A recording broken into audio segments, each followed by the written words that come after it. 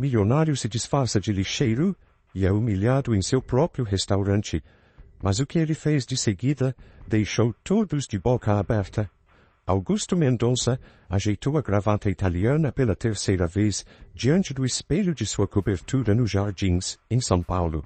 Aos 45 anos comandava o Palazzo della Luna, um dos restaurantes mais prestigiados da cidade, frequentado pela elite paulistana. O estabelecimento, que ocupava um casarão histórico na região dos Jardins, era conhecido tanto pela sua gastronomia contemporânea quanto pelo ambiente sofisticado. Naquela manhã de outono, porém, algo o incomodava. Na noite anterior, durante o jantar com sua filha Amanda, de 19 anos, tiveram uma discussão acalorada sobre privilégios e desigualdade social. Amanda, estudante de sociologia na USP, questionou se ele realmente conhecia a realidade das pessoas que trabalhavam em seu restaurante. Pai, você já reparou como trata diferente as pessoas dependendo da roupa que elas vestem? A pergunta de Amanda ecoava em sua mente, enquanto observava seu reflexo impecável no espelho. Augusto sempre se considerou um homem justo. Afinal, começou pequeno, com uma pizzaria no Brás, antes de construir seu império gastronômico, mas as palavras da filha o fizeram questionar. Será que ainda mantinha a mesma sensibilidade de quando começou? Foi então que teve uma ideia. Precisava ver seu próprio estabelecimento através de outros olhos. Não apenas como proprietário, mas como alguém comum. Alguém que normalmente seria ignorado pela sociedade. Em seu closet, passou direto pelos ternos italianos e foi até uma caixa antiga, onde guardava algumas lembranças do passado. Tirou de lá uma calça jeans desbotada e uma camiseta simples. Em seguida ligou para seu amigo João, que trabalhava como coordenador de uma cooperativa de reciclagem. João, preciso de um favor inusitado. Você ainda tem aquele uniforme extra de lixeiro?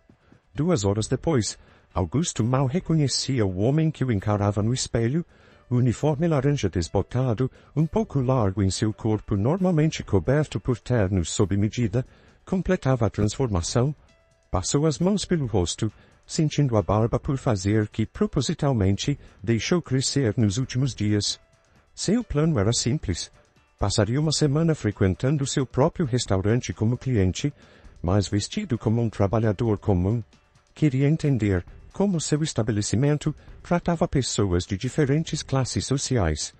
Para evitar ser reconhecido, escolheu o horário do almoço, quando normalmente estava em reuniões externas.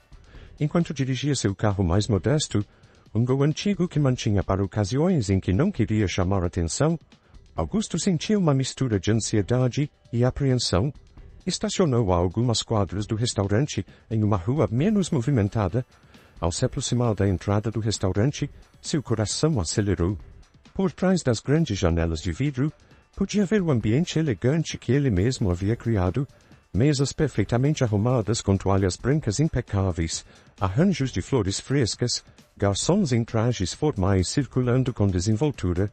O que Augusto não sabia era que aquele momento aparentemente simples desencadearia uma série de eventos que transformariam não apenas seu restaurante, mas sua própria visão de mundo e da sociedade que o cercava.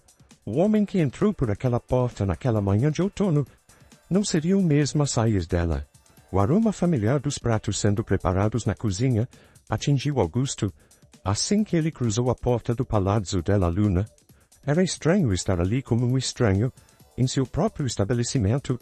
O maître Ricardo, que trabalhava no restaurante há 5 anos, estava em seu posto habitual próximo à entrada, consultando o tablet com as reservas do dia. Augusto aproximou-se do balcão de recepção, consciente do uniforme laranja que vestia. Ricardo ergueu os olhos brevemente e, com uma expressão de desdém mal disfarçada, voltou sua atenção ao tablet, ignorando completamente sua presença. Com licença, eu gostaria de almoçar, Augusto disse, mantendo um tom educado mas firme. A forma como a palavra adequado foi pronunciada fez o estômago de Augusto revirar. Era assim que seus funcionários tratavam pessoas que não se encaixavam no padrão esperado. Antes que pudesse responder, uma voz feminina interveio. Ricardo, eu posso atender o senhor, disse Marina, uma garçonete que havia começado a trabalhar no restaurante há apenas 3 meses. Ela tinha um sorriso genuíno no rosto e olhos gentis. Por favor, me acompanhe. Marina conduziu Augusto até uma mesa nos fundos do salão, próxima à entrada da cozinha, longe das grandes janelas, onde os clientes habituais costumavam se sentar. Mesmo assim, sua gentileza era evidente. Nosso cardápio do dia está aqui, ela explicou, entregando-lhe o menu com o mesmo cuidado que dedicaria a qualquer outro cliente. Enquanto examinava o cardápio que ele mesmo havia ajudado a criar, Augusto observava o comportamento dos outros funcionários e clientes. Notou olhares de estranhamento, cochichos mal disfarçados, e até mesmo alguns clientes que pediram para mudar de mesa, alegando corrente de ar. Felipe, o chefe francês que comandava a cozinha há 3 anos, passou pela porta vai e vem, e ao ver Augusto, imediatamente chamou o gerente Carlos. Os dois conversavam em voz baixa, lançando olhares em sua direção. Augusto conseguia ler os lábios de Felipe. Isso vai afastar nossa clientela. Marina retornou para anotar seu pedido. Já escolheu, senhor?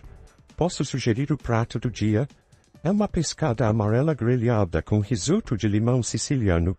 Sua voz era calorosa e profissional, sem qualquer traço do preconceito demonstrado pelos outros. Sim, vou querer esse mesmo, respondeu Augusto, percebendo que Marina era a única que realmente seguia o lema do restaurante. Cada cliente é único, cada experiência é especial. Enquanto aguardava seu pedido, Augusto observava o movimento do restaurante, viu Carlos, o gerente, instruindo os outros garçons a manterem distância de sua mesa. Notou como os pratos que saíam da cozinha para outras mesas eram apresentados com flourishes e explicações elaboradas, enquanto seu pedido foi praticamente jogado na mesa por um garçom visivelmente contrariado. Marina continuava sendo a única exceção. Ela se aproximava regularmente para verificar se estava tudo bem, oferecia pão fresco e mantinha seu copo de água cheio, exatamente como fazia com os outros clientes. Em um momento, ela até defendeu Augusto quando ouviu comentários depreciativos de uma mesa próxima. O almoço, que deveria ser uma experiência gastronômica, transformou-se em uma aula sobre preconceito e discriminação. Cada garfada tinha o sabor amargo da realidade que sua filha Amanda tanto tentava lhe mostrar. Seu próprio estabelecimento, que ele acreditava ser um exemplo de excelência em serviços, revelava-se um espelho da desigualdade social que permeava a sociedade. Quando terminou sua refeição, Marina trouxe a conta com a mesma dignidade com que havia conduzido todo o atendimento. Augusto deixou uma generosa gorjeta, especificamente para ela, junto com um bilhete discreto. Obrigado por sua humanidade. Ao deixar o restaurante, passou novamente por Ricardo, que mal disfarçou seu alívio ao vê-lo partir. Augusto saiu com o coração pesado, mas com uma determinação crescente. Aquela experiência não poderia terminar ali. Precisava fazer mais, muito mais. E Marina, sem saber, havia se tornado a chave para a transformação que ele agora sabia ser necessária. Na manhã seguinte, Augusto chegou cedo ao restaurante, desta vez em seu terno habitual. Seu escritório no mezanino oferecia uma vista privilegiada do salão principal, mas agora cada detalhe parecia diferente. As luxuosas cadeiras de couro italiano, os quadros de artistas renomados e os arranjos florais elaborados, que antes eram motivo de orgulho, agora pareciam símbolos de uma divisão social que ele involuntariamente havia ajudado a perpetuar. Ontem, começou Augusto, sua voz ecoando pelo ambiente silencioso, aconteceu algo em nosso restaurante que me fez repensar tudo o que construímos até aqui. Fez uma pausa, observando as expressões confusas. Um homem vestido com uniforme de lixeiro tentou almoçar aqui. Esse homem era eu, revelou Augusto. Um burburinho percorreu a sala. Marina, no fundo, arregalou os olhos, levando as mãos à boca em surpresa. Alguns funcionários baixaram a cabeça, enquanto outros trocavam olhares nervosos. O que presenciei me envergonhou profundamente, continuou. Vi preconceito, discriminação e uma completa falta de respeito com o ser humano. Tudo isso em um estabelecimento que deveria ser sinônimo de excelência em hospitalidade. Que nível seria esse, Carlos? Augusto questionou, sua voz calma mas firme. O nível da discriminação? Da desumanidade? Virou-se para Marina. Apenas uma pessoa neste restaurante demonstrou verdadeira excelência em serviço ontem. Marina, por favor, venha até aqui. A jovem garçonete, visivelmente nervosa, levantou-se e caminhou até a frente da sala. Seus colegas a observavam com uma mistura de inveja e ressentimento. Marina nos mostrou o verdadeiro significado de hospitalidade. Ela não julgou pela aparência, não discriminou pelo uniforme, tratou um ser humano como ser humano. Augusto sorriu para ela. A partir de hoje, Marina será nossa nova coordenadora de atendimento ao cliente. Felipe levantou-se abruptamente. Isso é ridículo. O que construímos, Felipe? Augusto rebateu. Um lugar onde pessoas são julgadas pela roupa que vestem, onde o dinheiro vale mais que a dignidade. Não foi para isso que criei o Palazzo della Luna. Anunciou então uma série de mudanças. Treinamentos obrigatórios sobre diversidade e inclusão, revisão das políticas de atendimento e o mais surpreendente, um dia por semana, o restaurante ofereceria um menu executivo a preços acessíveis, mantendo o mesmo padrão de qualidade e atendimento. A reação foi imediata. Carlos e Felipe trocaram olhares preocupados. Alguns funcionários pareciam esperançosos, outros céticos.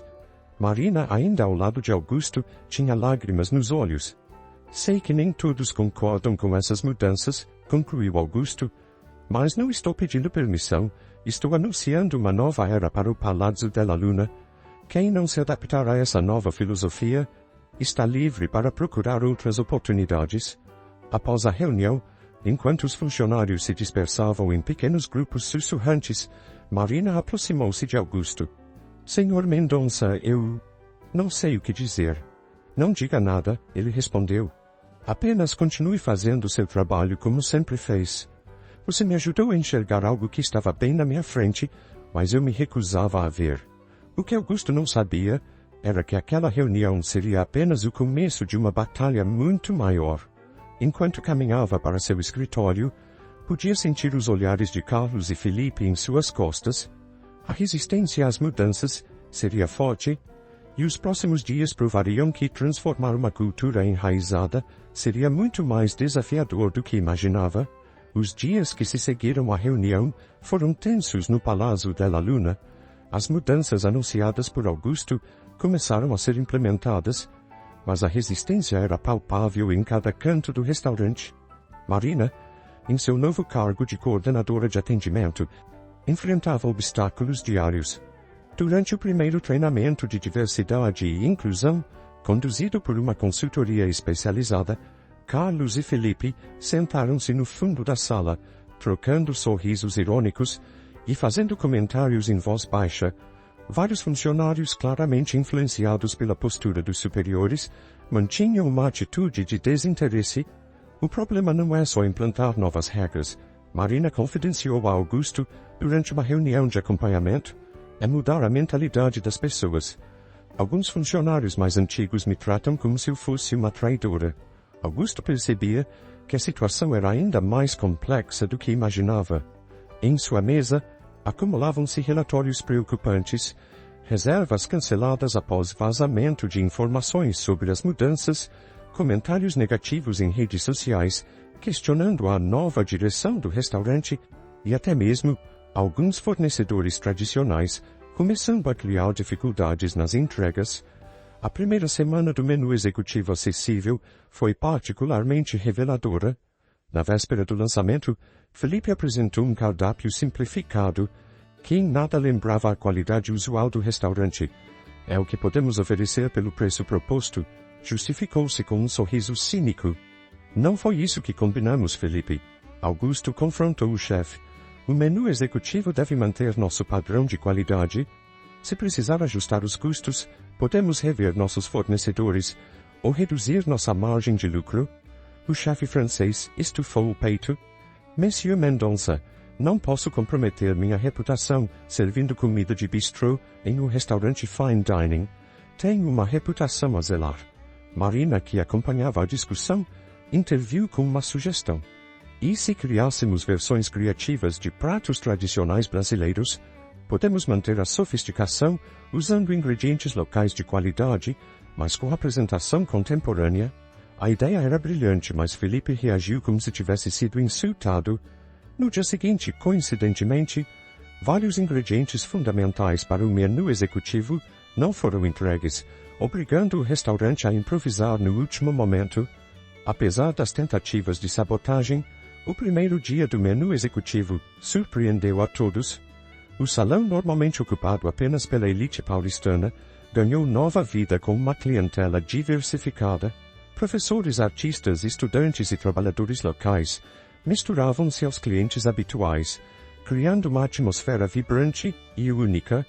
Uma senhora idosa, após saborear um prato de bobó de camarão repaginado, aproximou-se de Marina com lágrimas nos olhos. Minha filha, faz anos que sonhava em conhecer este lugar, mas nunca tive coragem de entrar. Hoje não só entrei, como fui tratada como uma rainha. Entretanto, nem tudo eram flores. Carlos, o gerente, fazia questão de circular entre os clientes tradicionais, sussurrando desculpas pela situação temporária e garantindo que logo tudo voltaria ao normal. Felipe, por sua vez, recusava-se a sair da cozinha para cumprimentar os clientes do menu executivo, uma prática que sempre fora sua marca registrada. A tensão atingiu seu ápice quando Augusto descobriu que alguém havia vazado para a imprensa especializada informações distorcidas sobre as mudanças no restaurante. Uma revista influente do setor gastronômico publicou uma matéria questionando se o Palazzo della Luna não estaria abandonando sua vocação para o luxo em nome de um populismo gastronômico. Naquela noite, após o serviço, Augusto encontrou Marina organizando as comandas do dia. Ela parecia exausta, mas seus olhos ainda mantinham o brilho determinado que a caracterizava. Como você consegue manter o otimismo? Perguntou ele, admirado com sua resiliência. Marina sorriu, enquanto guardava as últimas comandas. Sabe, Sr. Mendonça, minha avó sempre dizia que as maiores transformações começam pequenas, como sementes.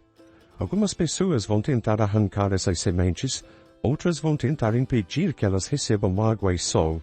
Mas se a gente persistir, um dia elas viram árvores fortes demais para serem derrubadas. Augusto assentiu pensativo. A sabotagem e a resistência eram fortes, mas também via sinais de mudança. Alguns funcionários mais jovens começavam a se inspirar em Marina, e até mesmo clientes tradicionais elogiavam a nova energia do restaurante. Era hora de dar o próximo passo, algo que mostrasse a todos que não havia volta na transformação do Palazzo della Luna. Em uma tarde particularmente agitada, Augusto observava o movimento do restaurante de seu escritório, quando Amanda, sua filha, apareceu de surpresa. Ela havia ouvido sobre as mudanças através das redes sociais e viera pessoalmente ver o que estava acontecendo. Então você realmente fez isso, pai? Amanda perguntou, seus olhos brilhando de orgulho, enquanto se sentava na poltrona de couro diante da mesa de Augusto. Você se disfarçou de lixeiro para entender como as pessoas são tratadas? Sua conversa naquela noite mexeu comigo mais do que imaginei, confessou Augusto, mas agora estamos enfrentando uma resistência forte. Carlos e Felipe estão praticamente liderando um motim velado. Amanda observou o movimento do salão através da janela do escritório. Marina coordenava o serviço com graça e eficiência, apesar dos olhares hostis de alguns colegas. Sabe, pai, na faculdade estudamos como grandes mudanças sociais geralmente precisam de um momento catalisador, algo que una as pessoas em torno de um objetivo comum. Aquelas palavras despertaram algo em Augusto. Ele se levantou e começou a caminhar pelo escritório, sua mente fervilhando de ideias. Amanda, você é brilhante, um evento que mostre a todos o verdadeiro significado do que estamos tentando construir aqui. Podemos convidar artistas locais, professores da rede pública, profissionais de limpeza urbana, enfermeiros, motoristas de ônibus, sugeriu Marina empolgada com a ideia, e também nossos clientes habituais, é claro. A ideia é justamente promover esse encontro. E se transformássemos o cardápio em uma celebração da diversidade cultural de São Paulo? Propôs Amanda. Cada prato poderia contar uma história diferente da cidade. Augusto sorriu, sentindo aquela energia contagiante que sempre precedia seus maiores sucessos. Vamos fazer mais. Quero convidar chefes de comunidades periféricas para cozinharem lado a lado com nossa equipe. mostrar que a excelência não tem CEP. A notícia do evento se espalhou rapidamente pelo restaurante. Como esperado, a reação inicial não foi positiva. Felipe, ao saber que dividiria sua cozinha com chefes de comunidades, teve um acesso de fúria em francês. Carlos circulava entre os funcionários, prevendo o fim da reputação do restaurante, mas Marina e sua crescente equipe de aliados trabalhavam incansavelmente. Amanda mobilizou seus contatos na universidade e nas redes sociais. Logo, o evento começou a ganhar uma dimensão inesperada. Jornalistas especializados demonstraram interesse em cobrir a iniciativa. Influenciadores digitais comprometidos com causas sociais ofereceram apoio. Uma tarde, enquanto finalizavam os detalhes do evento, Marina recebeu uma ligação surpreendente. Era de Dona Zefa, uma senhora que comandava um pequeno restaurante no Capão Redondo, famoso por suas receitas do Nordeste. Ela havia sido indicada para ser uma das chefes convidadas. Senhor Augusto, Marina chamou emocionada após desligar o telefone. Dona Zefa me contou que trabalhou na cozinha do Palazzo della Luna há 15 anos como auxiliar. Na época, ela tentou sugerir alguns pratos típicos do Nordeste, mas foi ridicularizada e acabou pedindo para sair. Augusto sentiu um aperto no peito. Quantas outras histórias como aquela seu restaurante guardava? Quantos talentos foram desperdiçados por puro preconceito? Ela aceitou o convite? Perguntou ansioso. Sim, Marina sorriu. E disse que vai trazer sua releitura do bobó de camarão, o mesmo prato que tentou sugerir anos atrás. A noite da comunidade estava tomando forma, prometendo ser muito mais que um evento. Seria um momento de redenção, de reconexão com a verdadeira essência da gastronomia, mas nem todos estavam dispostos a aceitar essa transformação pacificamente. Os bastidores, Carlos e Felipe tramavam algo que poderia colocar todo o projeto em risco. O que Augusto, Marina e Amanda não imaginavam era que a resistência às mudanças estava prestes a atingir seu ponto máximo e que a noite da comunidade se tornaria um palco para muito mais do que uma celebração gastronômica. Seria um momento decisivo que testaria não apenas a determinação de todos os envolvidos, mas também a própria essência do que o Palazzo della Luna poderia se tornar. Na cozinha do Palazzo della Luna, após o encerramento de mais um serviço, Felipe e Carlos se reuniram em um canto afastado, longe dos ouvidos curiosos da equipe que finalizava a limpeza. O chefe francês gesticulava nervosamente enquanto falava em voz baixa com o gerente. C'est impossible. E aquela garçonete, Felipe cuspiu as palavras. Promovida assim, do nada. Ela não entende nada de gastronomia fine dining, está destruindo tudo com suas ideias populares. A última palavra foi dita como se fosse uma ofensa grave. Enquanto conversavam, não perceberam que Laura, uma das auxiliares de cozinha que apoiava as mudanças de Augusto, estava organizando os produtos na despensa próxima. Ela conseguia ouvir fragmentos da conversa através da porta entreaberta. Tenho alguns contatos na imprensa, continuou Carlos baixando ainda mais a voz. Podemos vazar algumas histórias comprometedoras sobre problemas de higiene, talvez alguns casos de intoxicação alimentar. Não, interrompeu Felipe. Isso prejudicaria minha reputação. Precisamos de algo mais sutil. O chefe fez uma pausa, um sorriso malicioso se formando em seus lábios. Tenho uma ideia melhor. À noite do evento, Laura inclinou-se discretamente para ouvir melhor. Mas nesse momento Ricardo Gumetri entrou na cozinha procurando por Carlos. A conversa foi interrompida, mas o pouco que Laura ouviu a deixou profundamente preocupada. No dia seguinte, durante a reunião de preparação para o evento, a tensão era palpável. Marina apresentava o cronograma das atividades quando Felipe a interrompeu constantemente, questionando cada detalhe com um sarcasmo mal disfarçado. E como você pretende organizar uma cozinha profissional com amadores? Provocou o chefe. Vai ensinar técnicas francesas em 5 minutos? Chefe Felipe, Marina respondeu com calma, cada um dos convidados tem décadas de experiência em suas próprias cozinhas. Não estamos aqui para ensinar, mas para trocar conhecimentos. Laura observava tudo com crescente apreensão. Durante uma pausa, aproximou-se discretamente de Marina. Preciso te contar algo importante, sussurrou. É sobre o chefe Felipe e o Carlos. Antes que pudesse continuar, Carlos aproximou-se repentinamente. Laura, não é hora do seu intervalo. A cozinha está precisando de ajuda com o mise en place. Ao longo do dia, Laura tentou várias vezes se aproximar de Marina ou Augusto, mas sempre era interrompida por Carlos ou Felipe. Era como se eles estivessem monitorando seus movimentos. Durante a tarde, Augusto percebeu que algo estava errado. A ansiedade normalmente associada aos preparativos de um grande evento tinha um sabor diferente. Havia tensão demais no ar, olhares significativos sendo trocados, conversas que cessavam abruptamente quando ele se aproximava. Em seu escritório, revisando a lista de convidados para a noite da comunidade, Augusto foi surpreendido por Amanda, que entrou apressada. Pai, você precisa ver isso, disse ela, mostrando seu celular. Era uma mensagem anônima em uma rede social, influente no meio gastronômico, insinuando que o Palazzo della Luna estava à beira da falência e que o evento comunitário era uma estratégia desesperada para atrair público. Isso tem dedo do Carlos, Augusto murmurou, reconhecendo o estilo das palavras. Mas algo lhe dizia que havia mais por vir. A conspiração que se formava nas sombras do seu restaurante era mais complexa do que simples fofocas maldosas. O que ninguém sabia era que o destino estava prestes a embaralhar todas as cartas daquele jogo. Um acontecimento inesperado na véspera do grande evento mudaria completamente o rumo da história, testando a verdadeira força da transformação que Augusto havia iniciado. Na véspera da noite da comunidade, Laura finalmente conseguiu um momento a sós com Marina. Encontraram-se no pequeno jardim dos fundos do restaurante, onde os funcionários costumavam fazer suas pausas. Felipe e Carlos estão planejando algo para amanhã, Laura revelou, suas mãos tremendo levemente.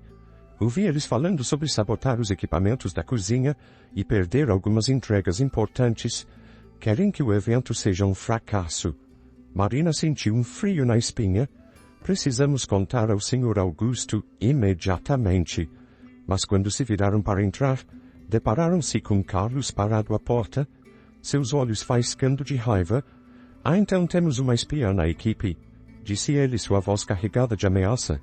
Não sou espiã, Laura respondeu erguendo o queixo. Só não concordo com sabotagem. O confronto atraiu a atenção de outros funcionários, que começaram a se reunir ao redor. Felipe surgiu da cozinha ainda usando seu uniforme branco impecável. O que está acontecendo aqui? A voz de Augusto cortou a tensão. Ele havia chegado sem que ninguém percebesse. Seu gerente e seu chefe estão planejando arruinar o evento de amanhã, Marina declarou, dando um passo à frente. Laura ouviu tudo. Felipe riu de forma desdenhosa. Absurdo! Está acreditando em fofocas de uma ajudante de cozinha? Por que não olhamos as câmeras de segurança? Sugeriu Amanda, que acabara de chegar com algumas decorações para o evento. Tenho certeza que a conversa de ontem à noite foi gravada. O rosto de Carlos empalideceu visivelmente. Felipe passou a mão pelo cabelo grisalho, num gesto nervoso. Não será necessário, Augusto declarou, sua voz calma mas firme. Carlos, Felipe, me acompanhem até meu escritório. Marina, por favor, venha também. No escritório, o silêncio era pesado. Augusto sentou-se em sua cadeira, observando os dois homens, que por tanto tempo foram pilares de seu restaurante. Vocês têm algo a me dizer? Perguntou simplesmente. Reputação? Augusto o interrompeu. Que reputação é essa que se baseia em preconceito e exclusão? Felipe, você veio de uma família humilde na França? Esqueceu como era ser julgado por sua origem? O chefe francês desviou o olhar, um rubor subindo por seu pescoço. As coisas são diferentes agora. Conquistei meu espaço, meu respeito. E isso te dá o direito de negar esse mesmo respeito a outros? Marina interviu, sua voz suave, mas determinada. Dona Zefa também conquistou seu espaço, mesmo depois de ser humilhada nesta mesma cozinha anos atrás. Felipe levantou-se abruptamente. Não preciso ouvir lições de moral de uma garçonete. Sente-se. A voz de Augusto trovejou. Marina não é apenas uma garçonete. Ela é o futuro que vocês tanto temem. Um futuro onde competência e humanidade valem mais que títulos e preconceitos. Augusto abriu uma gaveta e retirou 2 envelopes. Aqui estão suas cartas de demissão, já preparadas. A escolha é de vocês. Podem assiná-las e sair agora, ou podem ficar e fazer parte dessa transformação, mas se ficarem, será sob novas regras. Nada de sabotagem, nada de resistência velada. Quero compromisso real com a mudança. E quanto à cozinha, Felipe perguntou, sua arrogância dando lugar a uma genuína preocupação. Quem vai comandar? Amanhã você vai trabalhar ao lado de Dona Zefa e outros chefes convidados? Como igual, não como superior. Se conseguir aprender algo com eles, talvez descubra que tem mais a ganhar do que perder com essa mudança. Marina observava a cena com o coração acelerado. Era um momento decisivo, não apenas para o evento do dia seguinte, mas para todo o futuro do Palácio della Luna. Tem até amanhã de manhã para decidir. Augusto concluiu. O evento acontecerá, com ou sem vocês. Mas gostaria que fizessem parte dele. Que vissem com seus próprios olhos o que podemos construir juntos. Quando saíram do escritório, o restaurante inteiro parecia estar aguardando o desfecho da reunião. Laura abraçou Marina, aliviada por ter feito a coisa certa. Amanda sorriu para o pai orgulhosa, mas a batalha ainda não estava ganha. O dia seguinte seria crucial. E ninguém sabia ao certo quem estaria presente na cozinha quando as portas do Palácio della Luna se abrissem para a noite da comunidade. O sol mal havia nascido quando Marina chegou ao Palácio della Luna na manhã seguinte. O restaurante estava silencioso, exceto pelo som distante de panelas na cozinha. Seu coração acelerou ao perceber que alguém já estava lá. Aproximando-se cautelosamente da porta da cozinha, foi surpreendida pela visão de Felipe, sozinho, organizando meticulosamente seus equipamentos. O chefe francês ergueu os olhos ao ouvi-la entrar. Bonjour, Marina, disse ele, sua voz desprovida do costumeiro sarcasmo. Achei melhor começar cedo. Temos muito trabalho pela frente. Marina sentiu um misto de alívio e desconfiança. Então você decidiu ficar? Felipe largou a faca que estava polindo e suspirou profundamente. Sabe, passei a noite inteira pensando. Não consegui dormir. Fiquei relembrando meus primeiros dias em Paris, quando ninguém queria dar uma chance ao jovem cozinheiro do interior. Marina aproximou-se, sentando-se em um dos bancos altos da cozinha. Felipe continuou, suas mãos ocupadas em organizar ervas frescas. Um dia um velho chefe me deu uma oportunidade. Ele disse, na minha cozinha, não importa de onde você veio, mas para onde quer ir. Eu tinha esquecido isso. Ele fez uma pausa, um sorriso triste brincando em seus lábios. Talvez esteja na hora de retribuir aquela gentileza. O som da porta abrindo interrompeu a conversa. Era Dona Zefa, chegando mais cedo do que o combinado, carregando uma cesta com ingredientes especiais que trouxera de seu restaurante. Bom dia, minha gente. Sua voz calorosa preencheu o ambiente. Trouxe umas coisinhas que só se encontra lá no Nordeste. Será que tem espaço na cozinha do chefe francês para um pouco de tempero brasileiro? Felipe hesitou por um momento, então se aproximou de Dona Zefa. Madame, seria uma honra aprender com você hoje, e... Me perdoe por aquela vez, há 15 anos. O sorriso de Dona Zefa iluminou toda a cozinha. Passou, chefe. O importante é o agora. Aos poucos, outros funcionários começaram a chegar. Laura trouxe café fresco para todos. Os outros chefes convidados foram chegando, cada um trazendo suas histórias e especialidades. A cozinha do Palácio della Luna nunca havia visto tamanha diversidade de aromas e sabores. São sugestões para tornar o menu executivo mais acessível, sem comprometer a qualidade, disse ele, evitando olhar diretamente para ela. Trabalhei nisso a noite toda. Acho que posso ajudar a fazer isso dar certo. Amanda chegou trazendo as últimas confirmações dos convidados. A lista era impressionante. Além dos clientes habituais do restaurante, havia professores, artistas, trabalhadores, estudantes, uma verdadeira representação da diversidade de São Paulo. Augusto observava tudo de um canto, emocionado com a transformação que acontecia diante de seus olhos. Marina aproximou-se dele. O senhor tinha razão, ela disse. Às vezes as pessoas só precisam de uma chance para mostrar o melhor de si. Na cozinha, Felipe e Dona Zefa já trabalhavam lado a lado, trocando técnicas e segredos. O chefe francês observava fascinado, enquanto ela preparava seu famoso bobó de camarão, agora com um toque especial que unia a tradição nordestina à técnica francesa. A energia no restaurante era diferente. A tensão dos últimos dias havia dado lugar a uma expectativa positiva. Funcionários que antes mal se falavam agora trocavam ideias animadamente sobre a decoração e o serviço. No final da tarde, pouco antes do evento começar, Augusto reuniu toda a equipe para um último briefing. Olhando para os rostos ao seu redor, viu algo que há muito tempo não via no Palazzo della Luna. Orgulho genuíno, não pela exclusividade ou pelo luxo, mas pela oportunidade de fazer parte de algo verdadeiramente significativo. Hoje não é apenas um evento, ele disse. É o início de uma nova era para o Palazzo della Luna. E vocês são os pioneiros dessa transformação. Enquanto o sol se punha sobre São Paulo, lançando seus últimos raios através das janelas do restaurante, a equipe fazia os ajustes finais.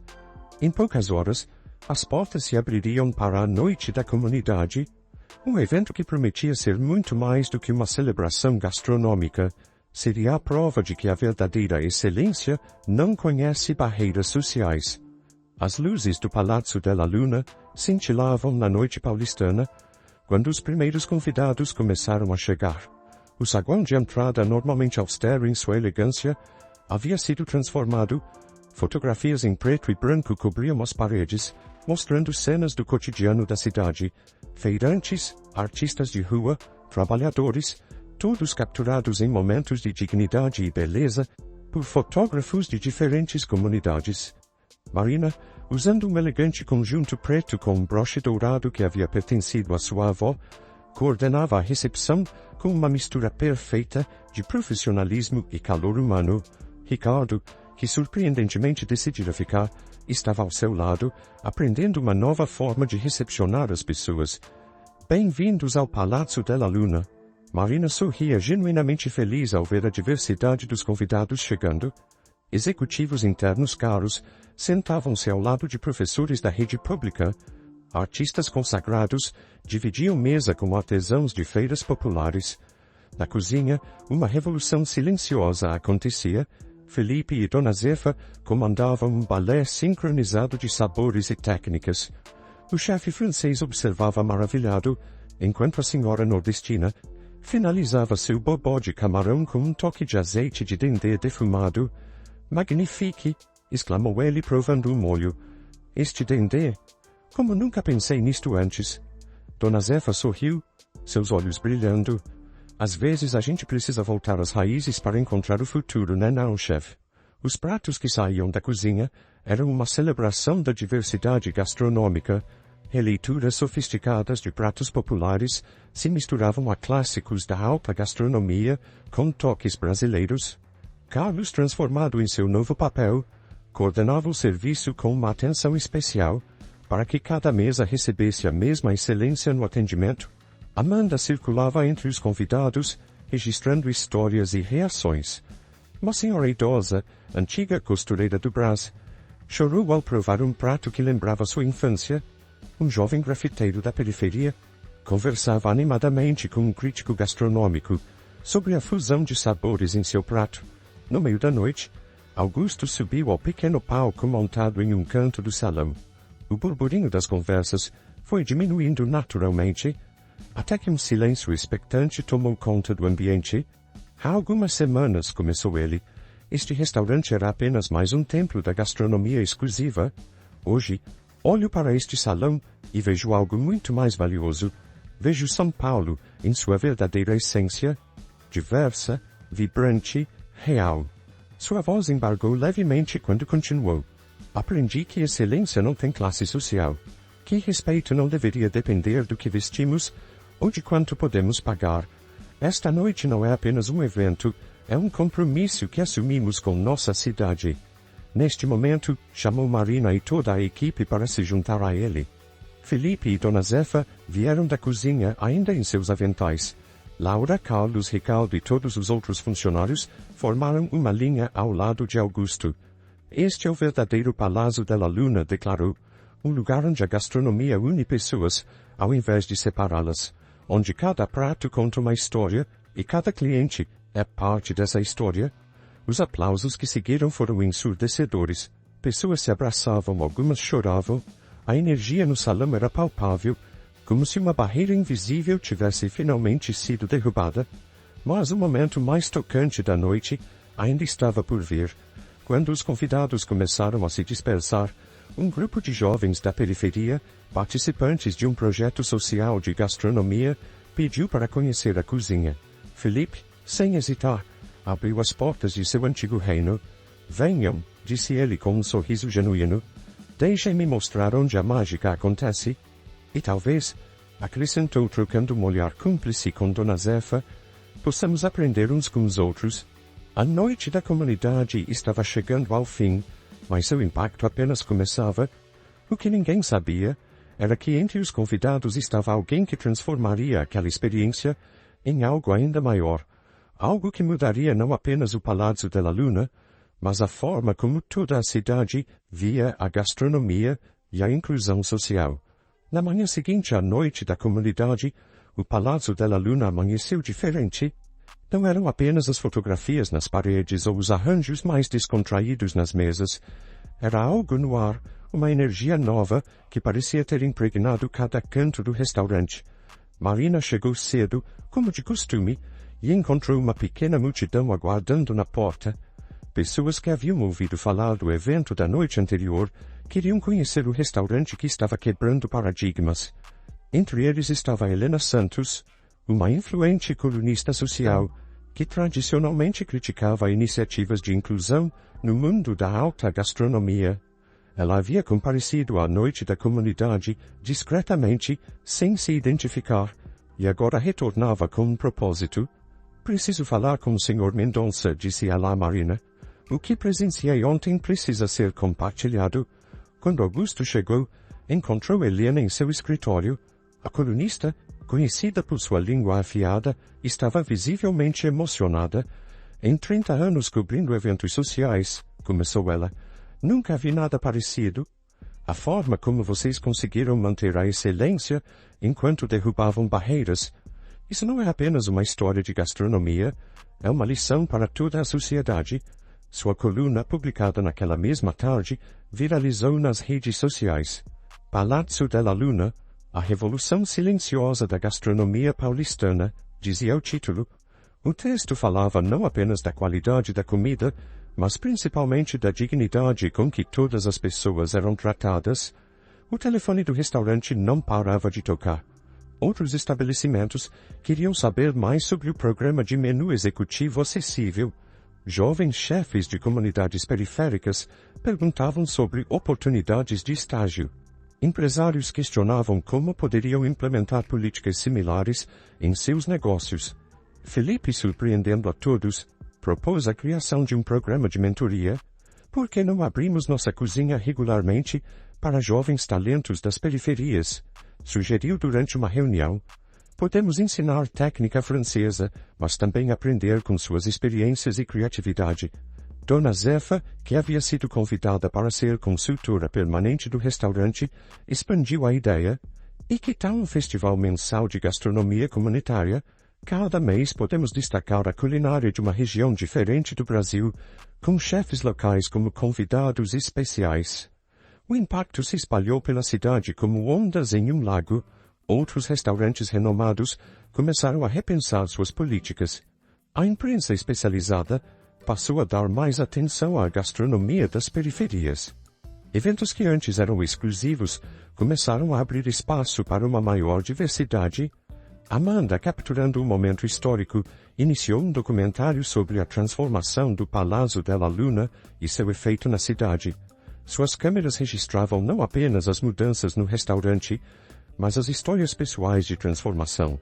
Laura, a auxiliar de cozinha que havia denunciado a conspiração, foi promovida a sous-chefe, trabalhando diretamente com Felipe. Ricardo, o antigo maître preconceituoso, tornou-se um dos maiores defensores do novo modelo de atendimento. Uma tarde, enquanto observava o movimento do restaurante agora muito mais diversificado, Augusto comentou com Marina. Sabe o que é mais impressionante? Não perdemos nenhum de nossos antigos clientes. Na verdade, ganhamos mais. As pessoas querem fazer parte de algo significativo. Marina sorriu, lembrando-se de sua avó. Como ela dizia, quando plantamos sementes de respeito, colhemos frutos de transformação. O Palácio della Luna havia se tornado mais que um restaurante, era agora um símbolo de que a mudança é possível, que tradição e inclusão podem caminhar juntas, que excelência e acessibilidade não são conceitos excludentes. Mas a maior transformação talvez tenha sido nas pessoas. Felipe, que antes via a cozinha como seu reino particular, agora a entendia como um espaço de troca e crescimento. Carlos descobriu que gerenciar com empatia não apenas era possível, mas mais gratificante. E enquanto o sol se punha sobre São Paulo, lançando suas últimas luzes através das janelas do restaurante, uma nova reserva era feita. Um grupo de executivos havia escolhido o Palácio della Luna para um jantar importante. Não pelo prestígio ou exclusividade, mas porque queriam fazer parte daquela revolução silenciosa que estava mudando a face da gastronomia paulistana. 6 meses após a Noite da Comunidade, o Palácio della Luna tinha se transformado em um caso de estudo sobre inclusão social através da gastronomia. Universidades convidavam Augusto para palestras, revistas especializadas dedicavam páginas inteiras à iniciativa, e o restaurante havia se tornado ponto de encontro de pessoas de todas as classes sociais. Numa tarde especialmente movimentada, Marina coordenava o primeiro Festival de Gastronomia das Quebradas, um evento que transformava o restaurante em uma vitrine para talentos culinários das periferias. Na cozinha, Felipe orientava jovens chefes com o mesmo entusiasmo que antes reservava apenas para suas criações francesas. Veja só isso, comentou ele com Dona Zefa, observando um jovem chefe da cidade Tiradentes finalizar um prato. A forma como ele combinou técnicas clássicas com ingredientes locais se magnifique. Dona Zefa, agora uma presença constante no restaurante como mentora e consultora, sorria com orgulho maternal. Seu próprio restaurante no Capão Redondo havia se tornado ponto de referência, com filas de espera que incluíam tanto moradores locais quanto pessoas de todas as partes da cidade. Amanda, que havia finalizado seu documentário sobre a transformação do restaurante, organizava uma exibição especial no próprio Palácio della Luna. As imagens captadas ao longo dos meses mostravam mais que uma mudança institucional, revelavam transformações pessoais profundas. O mais interessante, explicava ela a um grupo de jornalistas, foi documentar como as pessoas mudaram, não apenas a equipe do restaurante, mas os próprios clientes. Vimos preconceitos sendo desconstruídos no dia a dia, mesa a mesa. Laura, a antiga auxiliar que havia denunciado a conspiração, agora comandava sua própria equipe na cozinha. Sob sua liderança, o menu executivo acessível havia se tornado tão prestigiado quanto o menu tradicional. Com pratos que contavam histórias da cidade através da gastronomia, o impacto do Palácio della Luna se estendia muito além de suas paredes. Outros restaurantes da cidade começaram a implementar programas similares. Uma rede de solidariedade e apoio mútuo se formou entre estabelecimentos de diferentes perfis. A gastronomia paulistana estava mudando. Numa noite especial durante um jantar que celebrava o semestre de transformações, Augusto observava o salão lotado. Em uma mesa, executivos discutiam negócios enquanto saboreavam pratos criados por chefes da periferia. Em outra, estudantes comemoravam o fim das aulas com um menu executivo acessível. A diversidade não era mais exceção, mas regra. Marina aproximou-se com um envelope nas mãos. Senhor Augusto chegou hoje? É da Associação Brasileira de Gastronomia. Dentro do envelope um convite. O Palácio della Luna havia sido escolhido para receber um prêmio especial por sua contribuição à democratização da alta gastronomia. Mais que isso, a associação queria implementar nacionalmente o modelo desenvolvido pelo restaurante. Sabe o que é mais gratificante? Augusto comentou com Marina, guardando o convite. Não é o reconhecimento externo. É ver que realmente fizemos diferença na vida das pessoas. Naquele momento, como que para confirmar suas palavras, um grupo de jovens aprendizes saía da cozinha, orgulhosos após seu primeiro serviço completo. Felipe os acompanhava não mais como um chefe estrelado e inatingível, mas como um mentor dedicado. Eles têm tanto talento, o chefe francês comentava emocionado. Só precisavam de uma chance como eu tive um dia. O sol se punha sobre São Paulo, e através das janelas do Palácio della Luna, a cidade parecia diferente. Não era apenas um restaurante que havia mudado, mas toda uma mentalidade. A gastronomia, que por tanto tempo fora símbolo de exclusão, transformava-se em ponte, em ponto de encontro, em ferramenta de transformação social, e enquanto a noite chegava, trazendo consigo mais um serviço movimentado, Augusto refletia sobre como uma simples experiência vestido de lixeiro havia desencadeado uma revolução silenciosa, uma revolução feita não com grandes gestos, mas com pequenos atos diários de respeito, empatia e inclusão. O Palácio della Luna havia se tornado mais que um restaurante. Era agora um símbolo de que a mudança é possível quando pessoas decidem ver além das aparências, quando a excelência se une à humanidade, quando portas se abrem para todos. Um ano após sua experiência como lixeiro, Augusto estava novamente diante do espelho em sua cobertura, ajeitando a gravata. Desta vez, porém, o homem que o encarava era diferente, não apenas por fora, mas principalmente por dentro. O Palácio della Luna preparava-se para um evento especial, a inauguração do Instituto Gastronômico Comunidade, um centro de formação profissional que ocuparia o prédio ao lado do restaurante. O projeto, nascido das transformações do último ano, tinha como objetivo formar uma nova geração de profissionais da gastronomia, unindo excelência técnica e consciência social. Marina, agora diretora de projetos sociais do Instituto, coordenava os últimos preparativos para a cerimônia de inauguração. O espaço havia sido completamente reformado, com cozinhas profissionais equipadas e salas de aula modernas, mas mantendo um ambiente acolhedor e inclusivo. Quem diria, né? Comentou ela com Amanda, que finalizava a instalação de uma exposição fotográfica no saguão do Instituto. As fotos contavam a história do último ano, desde a noite da comunidade até os diversos projetos que se seguiram. Felipe, que assumira a coordenação pedagógica do Instituto junto com Dona Zefa, revisava o currículo do curso uma última vez. A fusão entre técnicas clássicas e saberes populares havia criado uma abordagem única ao ensino da gastronomia. O mais importante, explicava ele a um grupo de futuros instrutores, não é apenas ensinar técnica, mas despertar o respeito pela história que cada aluno traz consigo. A gastronomia é feita de memórias de afeto, de identidade. Laura, agora chefe executiva do Palácio della Luna, preparava com sua equipe o buffet para a inauguração. Cada prato contava uma história de transformação. Receitas que mesclavam técnicas refinadas com sabores das diferentes regiões da cidade.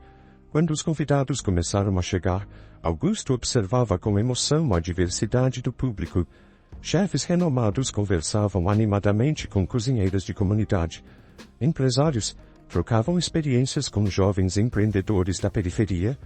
O muro invisível que antes dividia a gastronomia paulistana havia definitivamente caído. Durante seu discurso de inauguração, Augusto fez questão de compartilhar o protagonismo com todos que haviam feito parte daquela jornada. Chamou Marina, Felipe, Dona Zefa, Carlos, Laura e Amanda ao palco. Cada um representava uma peça fundamental na transformação que havia ocorrido. Há um ano, eu me disfarcei de lixeiro para entender como meu próprio restaurante tratava as pessoas, revelou ele à plateia. O que descobri me envergonhou, mas também me mostrou um caminho. Hoje não inauguramos apenas o Instituto, celebramos uma nova forma de pensar e fazer gastronomia. As palavras de sua filha Amanda, que haviam iniciado toda aquela jornada, agora faziam mais sentido que nunca.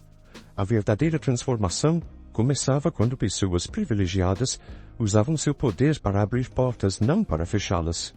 O Instituto Gastronômico Comunidade nascia não apenas como uma escola, mas como um símbolo de que a excelência não tem CEP, de que o talento não escolhe classe social, de que a gastronomia pode ser ponte ao invés de muro. Enquanto o sol se punha sobre São Paulo naquele dia especial, lançando seus últimos raios através das janelas do Instituto, Augusto observava o movimento no salão do Palazzo della Luna ao lado. O restaurante estava cheio como sempre, mas agora, com uma energia diferente.